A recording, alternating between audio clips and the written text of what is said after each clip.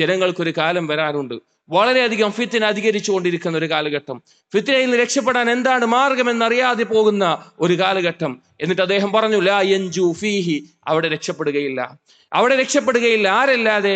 ഇല്ലാ മൻ ദഅ അല്ലാഹ ബിദുആഇൻ കദുആഇൽ ഗരീഖ്, വെള്ളത്തിൽ മുങ്ങിത്താഴുന്നവൻ എങ്ങനെയാണോ അള്ളാഹുവിനോട് തേടുക, എങ്ങനെയാണോ ഒരു തേട്ടം നടത്തുക, എങ്ങനെയാണോ പ്രാർത്ഥിക്കുക, അതുപോലെ ഇത് ഈ ഫിത്നകളിൽ നിന്ന് രക്ഷപ്പെടാനും ദീനിൽ നിലനിൽക്കാനും അള്ളാഹുവിനോട് ചോദിക്കുന്നവൻ, അള്ളാഹുവിനോട് പ്രാർത്ഥിക്കുന്നവനല്ലാതെ രക്ഷപ്പെടില്ല. അതേ സഹോദരങ്ങളെ, അള്ളാഹുവിനോട് നാം ചോദിക്കുമ്പോൾ, പ്രത്യേകിച്ച് ഇത്രയധികം കുഴപ്പങ്ങൾ നിറഞ്ഞൊരു കാലഘട്ടത്തിൽ നമുക്കും നമ്മുടെ കുടുംബത്തിനും നമ്മുടെ സന്താനങ്ങൾക്കും വേണ്ടി നാം തേടുമ്പോൾ, വെള്ളത്തിൽ മുങ്ങിത്താഴുന്നവന് മറ്റൊരു പ്രതീക്ഷയും ഇല്ലാതിരിക്കുമ്പോൾ അള്ളാഹുവിനോട് എങ്ങനെയാണോ തേടുക, അതുപോലെയാണ് നാം തേടേണ്ടത്. സഹോദരങ്ങളെ, നമ്മുടെ പ്രാർത്ഥനയുടെ അവസ്ഥ എന്താണ്? എങ്ങനെയാണ് നാം അള്ളാഹുവിനോട് പ്രാർത്ഥിക്കുന്നത്? അലസമായിട്ടാണോ? നമ്മുടെ കാര്യങ്ങൾ പ്രത്യേകമായി ചോദിക്കാതെയാണോ? അങ്ങനെ പാടില്ല. അള്ളാഹുവിനോട് ചോദിക്കുമ്പോൾ അത്രയും ആവശ്യക്കാരനായി കൊണ്ടായിരിക്കണം നാം ചോദിക്കേണ്ടത്.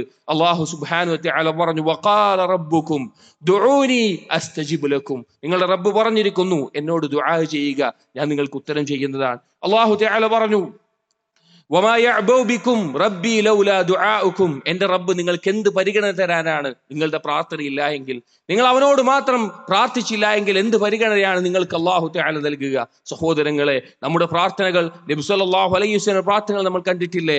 നബി സല്ലല്ലാഹു അലൈഹി വസല്ലം ഫിത്നകളിൽ നിന്ന് രക്ഷ തേടാറുണ്ടായിരുന്നു.